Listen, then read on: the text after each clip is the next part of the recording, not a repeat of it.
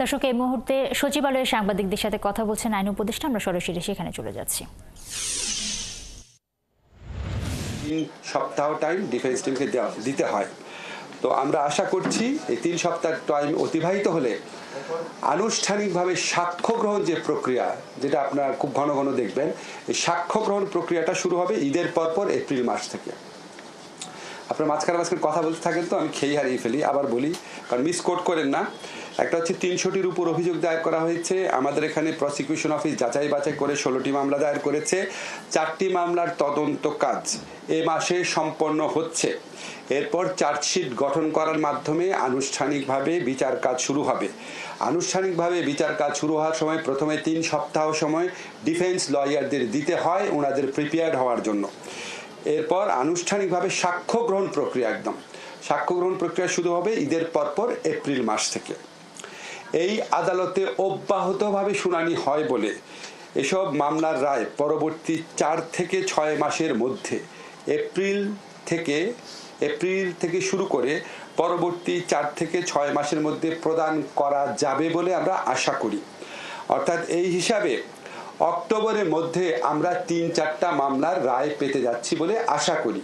এটা বিচারিক প্রক্রিয়ার ব্যাপার, কিন্তু আমরা তদন্ত যে টিম আছে, আমাদের প্রসিকিউশন টিম আছে, বিশেষ করে আমাদের চিফ প্রসিকিউশন যে লয়ার আছেন ব্যারিস্টার তাজুল ইসলাম, ওনার সাথে কথা বলে আমার যে ধারণা হয়েছে সেটা আপনাদের ব্যক্ত করছি। আমরা আশা করছি এই বছর অক্টোবরের মধ্যে আমরা 3 থেকে 4টি মামলার রায় পেয়ে যাব। এই সমস্ত মামলায় সাবেক প্রধানমন্ত্রী শেখ হাসিনা সহ আওয়ামী লীগের শীর্ষস্থানীয় নেতৃবৃন্দ এবং শীর্ষস্থানীয় কিছু পুলিশ এবং প্রশাসনিক কর্মকর্তা এই সমস্ত মামলায় আসামি হিসাবে রয়েছেন, যে 3-4টা মামলার কথা আপনাদেরকে বললাম। এখন আপনাদেরকে একটু ব্যাখ্যা করে দেখবেন যে আমরা যদি পুরা বিচার কার্যটা ধরি, তাহলে পুরা বিচার কার্যটা শেষ হতে শুরু থেকে শেষ পর্যন্ত আমাদের 1 বছরের মতো সময় লাগছে। এখন আপনারা যারা বিচার প্রার্থী আছেন, আপনাদের নিশ্চয়ই খারাপ লাগতে পারে 1 বছর লাগছে কেন। আপনাদের জন্য আমি একটা তথ্য দেই।